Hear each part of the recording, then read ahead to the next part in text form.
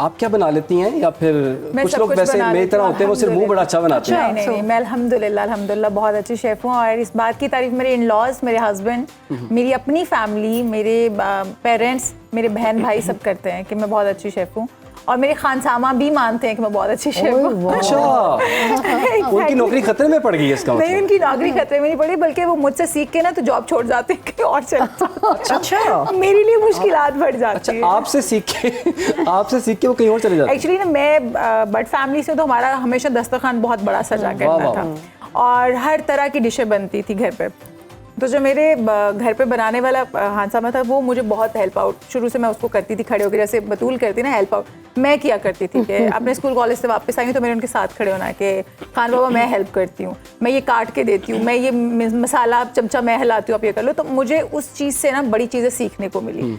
वो फिर आहिस्ता आहिस्ता खुद एक शौक पैदा हुआ और जो कहते हैं खाने का शौकीन होता है ना, जिसको टेस्ट लग जाता है डिफरेंट खानों का, वो पकाने के लिए फिर अपनी एक्सपर्टीज सारी लगा देता है। मैंने वो सारी एक्सपर्टीज लगा दी। अब मैं हर चीज़, मेरे बने हुए पाए आप खा लें, इवन आपके दोस्त जो और वो कहते हैं कि यार हमने कहा रात को रखने पड़ते हैं, सुबह तक बनते हैं। वो मुझे कहते हैं कि यार हमने कहाँ से नहीं खाए, लेकिन जो इशाल ने पाए बनाए थे उनका कोई जवाब नहीं है। मेरा दिल कर रहा है ब्रेक लेके हम चलें आपके घर। मुझे तो लग रहा है इशाल कुछ लाई होंगी साथ हमारे। नहीं, इस टाइम तो मैं कुछ नहीं लाई, लेकिन हाँ खा के आई हूँ। अगली दफा आपने सबूतों के साथ आना है। लेकिन आना चाहिए, मैं इस बात की एडवोकेट हूँ कि सबको खाना बनाना आना चाहिए। अच्छा, वैसे ना मुझे ये लगता है कि जो मर्द होता है ना, उसके दिल तक पहुंचने का रास्ता उसके पेट से गुजरता है। अच्छा, मेरे मियाँ को अगर ऐसा होता मेरी तो शादी ना चलती।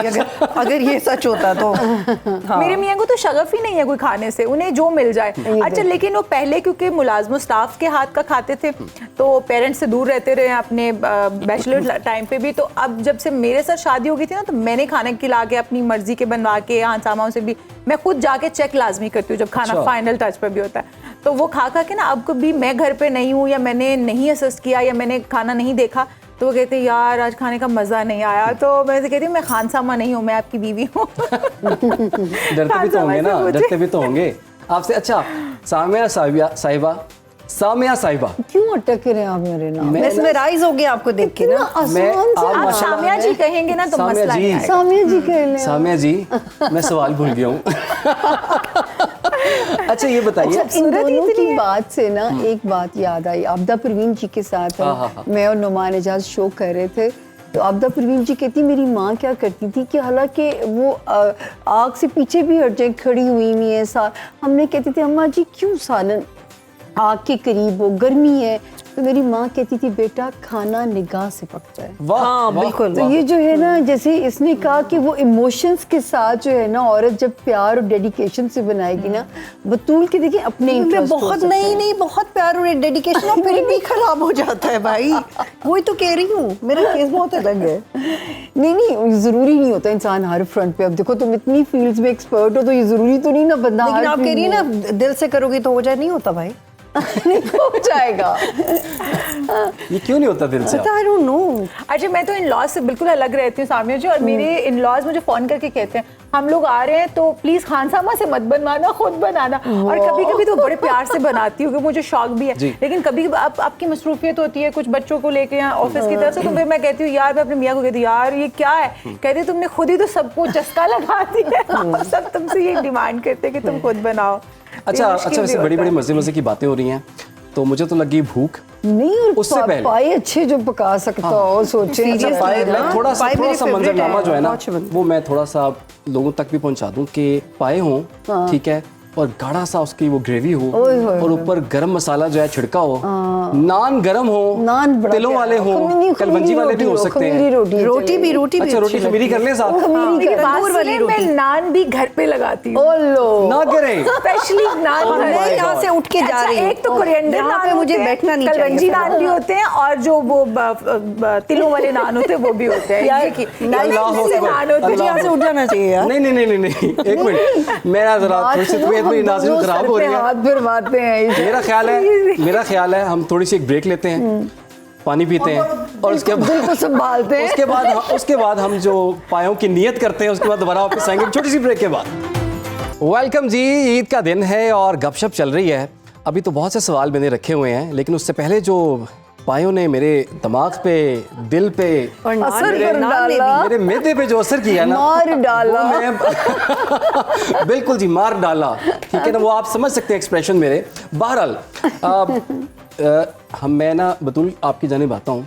अब ज़रा ये बताइए, बचपन की ईद और अब की ईद कौन सी अच्छी ईद थी और किसमें ज़्यादा मज़ा आपको आया? कोई ऐसी आपकी मेमोरी ईद को लेकर जो कि आप सबसे शेयर करना चाहते हैं? अच्छा, बचपन की ईद में पेरेंट्स वाला फैक्टर बहुत आम होता है। जैसे अभी सामिया भी कही थी उनकी मदर इस दुनिया में नहीं है, लेकिन अब जो भी अपने माँ बाप का सामिया इस तरह जिक्र करता है वही उसकी ज़िंदगी की बरकत होती है। और मैंने ऐसे बहुत सारे लोग देखे हैं जो अपने माँ बाप के बहुत फर्मा बरदार रहे हों, और जब उनके माँ बाप चले जाएँ तो उनकी औलाद ने अलग ही तरक्की की हो, क्योंकि अपनी माँ बाप से मोहब्बत करते हो। तो आपके माँ बाप, आपकी माँ आपके अंदर ही हैं। और मुझे भी, मेरे सभी प्यार करते हैं, बट मुझे भी अपने पेरेंट्स से इतनी ऑकवर्ड एफिलिएशन है, क्योंकि मैं शादी के बाद भी मेरी टेक्निकल रुखसती नहीं हुई थी, क्योंकि मैं बच्चे छोटे थे, मैं उनके साथ ही रहती थी। सिर्फ 2 साल हुए हैं कि मैं अपने पेरेंट्स से दूर रह रही हूँ। तो वो जो माँ बाप वाला फैक्टर होता है, मुझे वो बहुत, हमेशा मेरे बाबा सर में ऐसे करके उठाते थे। अच्छा। और उन्होंने कभी हमें सख्ती से नहीं उठाया। मैं भी जब सख्ती कहती हूँ तो शायद मैं डिसिप्लिन करना चाह रही हूँ, लेकिन हम बहुत प्यार से बड़े हुए हैं।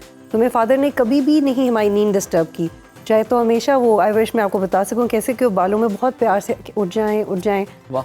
तो वो बहुत रेयर था। अच्छा, वो ना प्राइसलेस चीज़ है। हाँ, वो इतना, वो शफकत, वो नरमी और वो फीलिंग आप ले ही नहीं सकते दुनिया में। और फिर हम नमाज पढ़ते थे अपनी अम्मा के साथ, हम 4 बहनें, तो 4 जाए नमाज होते थे। और we used to giggle a lot, मतलब हंस रहे हैं, भाई क्यों हंस रहे हैं? तो वो एक अजीब होता था। ईदियाँ मिलती होंगी ना, तो हंसियाँ तो निकलनी। तो मेरी मामा कहती थी कि भाई तमीज़ से नमाज पढ़ लो, फिर आपको ईदी मिलेगी, लेकिन हम फजूल बातों पे सहरी से ही जाग रहे हैं और बस हंस रहे हैं। बचपन का ये याद रहता है। ईदी कितनी मिलती थी और कहाँ कहाँ खर्च होती थी, या फिर वो अकाउंट में जमा हो जाती थी, या फिर पूरा साल चलती थी? नहीं, ईदी चंद 100 रुपए होती होगी, है ना, मतलब हमारे तो हमें तो इतनी नहीं जो होते थे ना वो 5 साल, और हमें वो पैसे बहुत ज्यादा। लेकिन मेरी तो जो बहन थी ना, वो हमसे कलेक्ट कर लेती थी, और हम इतने अच्छे छोटे वाले बहन भाई थे कि हम बहना को देते थे कि लो बहना ईदी ले लो। अच्छा। हाँ, और मुझे अब मैंने रिसेंटली से कहा, मैंने कहा बहना आपको पता है आपके पास मेरी कितने पैसे पड़े हुए हैं, वापस करें कोई। मैंने कहा तो लाखों रुपए की ईदी बनती है। अच्छा, मेरे साथ भी ऐसे हुआ। मैं बचपन में अपनी सिस्टर से मैंने 40 रुपए उधार लिए थे, क्योंकि मेरे पास शायद 100 का या 500 का नोट था।